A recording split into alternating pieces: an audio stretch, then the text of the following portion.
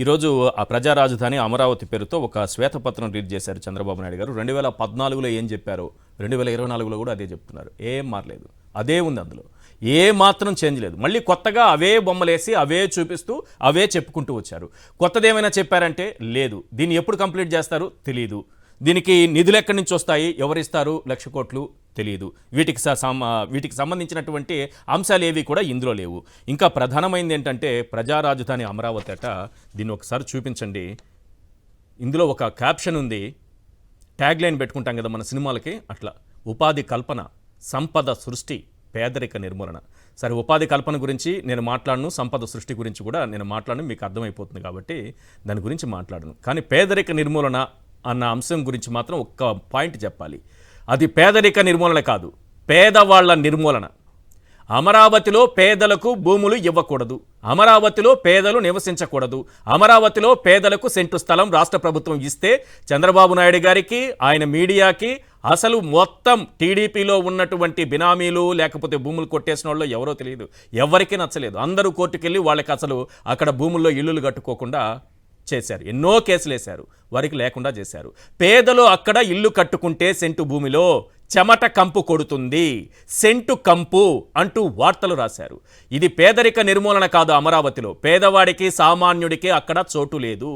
అలా ఉండే అమరావతి అది కాదు. ఎవరో సంపన్నుల కోసం ఆయన కట్టుకుంటున్నట్టుగా కనిపిస్తోంది.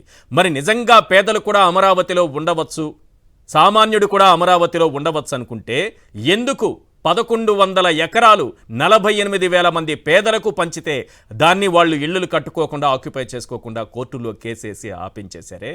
ఇదా పేదరిక నిర్మూలన? పేదరిక నిర్మూలన కాదు సార్, పేదల నిర్మూలన. అమరావతి నుంచి పేదల నిర్మూలన ఇది జరుగుతోంది.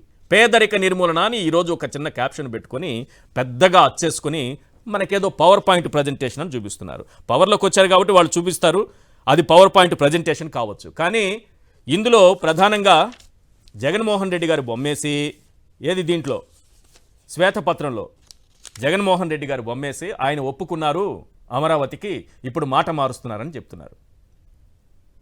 ఇప్పుడు నేను ఒక వీడియో చూపిస్తాను. ఆ రోజు రాసిన వార్త ఇది. అదే రోజు అసెంబ్లీలో ఏం మాట్లాడారన్న దానిపైన నేను వీడియో కూడా మీకు చూపిస్తాను. ఒకసారి అందరూ వినాలి. అక్కడ ఎక్కడా కూడా జగన్మోహన్ రెడ్డి గారు మీరు మీ ఇష్టం వచ్చిన చోట కట్టుకోండి, సెంటర్లో పెట్టుకోండి అని చెప్పలేదు. వారు చెప్పింది 30,000 ఎకరాలు ప్రభుత్వ భూమి ఎక్కడుంటే అక్కడ అన్నారు. 30,000 ఎకరాలు కావాలన్నారు జగన్మోహన్ రెడ్డి గారు. అందుకే నేను 50,000 ఎకరాలు తీసుకున్నాను. జగన్మోహన్ రెడ్డి గారు చెప్తే వినే రకమా? జగన్మోహన్ రెడ్డి గారు చెప్తే మీరు వింటారా సార్? ఆయన చెప్పింది ప్రభుత్వ భూములు. ఎందుకనే దానికి కూడా ఒక క్లారిటీ ఉంది. పోనీ మీరేమన్నా అన్ని వర్గాలు అక్కడ ఉండొచ్చు, పేదవాళ్ళు ఉండొచ్చు, మధ్యతరగతి వాళ్ళు ఉండొచ్చు, సామాన్యులు ఉండొచ్చు అని ఏమైనా అక్కడ పేదల్ని ఉండనిచ్చే పరిస్థితి ఉందా? అసైన్డ్ భూముల్ని ఎలా దోచేశారు? పరిహారం రాదు మీకెవరికని చెప్పి జనవరిలో 2015 జనవరిలో జీవో నెంబర్ 1 ఇచ్చి, ఆ జీవో ద్వారా అసైన్డ్ భూములు ఉన్న వాళ్ళకి ఎవరు కూడా వారి భూములు ప్రభుత్వం తీసుకుంటుంది కానీ ఎలాంటి ప్యాకేజీ పరిహారం మీకు అందదు అని చెప్పి, ఆ తర్వాత బినామీలందరూ వచ్చి 1,100 ఎకరాలు పేదల నుంచి కొట్టేసిన తర్వాత 2016లో మళ్ళీ జీవో ఇస్తారా? దానికి కూడా పరిహారం ఇస్తామని. 1,100 ఎకరాలు కొట్టేసిన వాళ్ళు మీకు భూములు ఇస్తే వాళ్ళకి పరిహారం మీరు అందిస్తారా? మరి పేదవాడు ఏమైపోవాలి? బడుగు బలహీన వర్గాలు ఏమైపోవాలి? దళితులు ఏమైపోవాలి? ఆ అసైన్డ్ భూముల మీద ఆధారపడి ఇంతకాలం దశాబ్దాలుగా బతుకుతున్న వారి జీవితాలు ఏమైపోవాలి? సమాధానం చెప్పేవాళ్ళు సార్. పైగా దొంగ డాక్యుమెంట్లు సృష్టించారు. అసలు 1958 తర్వాత అసైన్డ్ భూముల పంపకమే లేదని, ఆ తర్వాత కూడా అనేక సార్లు జరిగింది. అసైన్డ్ భూములు పేదలకు ఇచ్చారు, అసైన్డ్ భూములు వాళ్ళు సాగు చేసుకుంటున్నారు, అక్కడ బతుకుతున్నారు. ఇవన్నీ దాచిపెట్టి ఈరోజు శ్వేతపత్రం అంటూ, శ్వేతపత్రంలో ఇన్ని అబద్ధాలు ఉంటాయా ఒక శ్వేతపత్రంలో? ఇవేమన్నా నేను చెప్తున్న అబద్ధాలా? వాస్తవాలే కదా, ఆధారాలతో సహా చూపిస్తున్నాను కదా. ఆ సింగపూర్ ఈశ్వరన్ గారిని ఒకసారి చూపించండి సార్. ఆయనతో ఒప్పందం చేసుకుని సింగపూర్ ప్రభుత్వంతో ఒప్పందం అంటారు. సింగపూర్ కన్సార్షియం, ఈశ్వరన్ గారు ఏర్పాటు చేసిన కన్సార్షియంతో ఒప్పందం చేసుకున్నారు. ఇదే ఈశ్వరన్ సింగపూర్లో అసలు అవినీతి అనేది తక్కువ. అక్కడ ఉన్న వాళ్ళు సింగపూర్ మంత్రులు కానీ ప్రభుత్వం కానీ అవినీతికి పాల్పడదు. అలాంటి ప్రభుత్వంలో అలాంటి చోట ఈశ్వరన్ అరెస్ట్ అయ్యారు అవినీతి పరుడుగా ముద్రపడి. అలాంటి ఈశ్వరన్తో మీరు ఒప్పందం చేసుకుని దాన్ని తీసుకొచ్చి రాష్ట్ర ప్రభుత్వం అండ్ సింగపూర్ ప్రభుత్వం అంటే ఈ రెండింటి మధ్య రాష్ట్ర ప్రభుత్వానికి సింగపూర్ ప్రభుత్వానికి ఒప్పందం అట. ఆ ఈశ్వరన్ గారిని పక్కన పెట్టుకొని మొత్తం నడిపించారు. ఒకసారి ఆ ఈశ్వరన్ గారి దృశ్యాలు చూపిస్తే ప్రజలకు కూడా అర్థమవుతుంది, గుర్తుకొస్తారు ఆయన. చంద్రబాబు నాయుడు గారితో ఇక్కడ ఉన్నారు, జైలుకు పోతూ అక్కడ ఉన్నారు. ఇటువైపు ఏమో చంద్రబాబు నాయుడు గారితో ఒప్పందం, రాజధాని నిర్మాణానికి సంబంధించి ఒప్పందం చేసుకున్నారు. ఓకే, ఆ తర్వాత చూస్తే అది సింగపూర్ ప్రభుత్వానికి సంబంధం లేదు. సింగపూర్ ప్రభుత్వానికి సంబంధం లేకుండానే ఈశ్వరన్ గారితో ఒప్పందం చేసుకొని అదేదో సింగపూర్ ప్రభుత్వంతో ఒప్పందం చేసుకున్నట్టు ఒకటి చెప్పారు.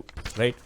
మళ్ళీ మీకు డిజైన్స్ ఇచ్చినటువంటి మకీ సంస్థ అంటే ఏపీలో చెత్త పాలన అంటూ వాళ్ళైతే స్టేట్మెంటే ఇచ్చి పడేశారు. ఏపీలో చెత్త పాలన, అది కూడా ఉంటే ఒకసారి కాసేపు తర్వాత పంపించండి, దాన్ని కూడా ప్రజలకు చూపిద్దాం ఒకసారి. ఏపీలో చెత్త పాలన అని మకీ సంస్థ ఎవరైతే డిజైన్స్ ఖరారు చేస్తారో వాళ్లే తప్పుకున్నారు. ఎప్పుడు సిఆర్డిఏ పేరు చెప్పి దోచుకోవడమే పనిగా ఉందని ఆయన క్లియర్గా చెప్పారు. ఒక పత్రికకు వ్యాసమే రాశారు, ఆంధ్రప్రదేశ్లో చెత్త పాలన ఉంది, మేము మొదటిసారి ఈ దేశంలోనే ఇటువంటి చెత్త పాలన ఎక్కడా చూడలేదు, మేము అక్కడ మా పనులు చేయలేము, వీళ్ళతో కలిసి సాగలేము అని బయటకు వచ్చేసామని ఆయన చెప్పారు. ఇప్పుడు ఆ అంశాలు ఏవి ఇందులో లేకుండా దీన్ని శ్వేతపత్రం అంటున్నారు.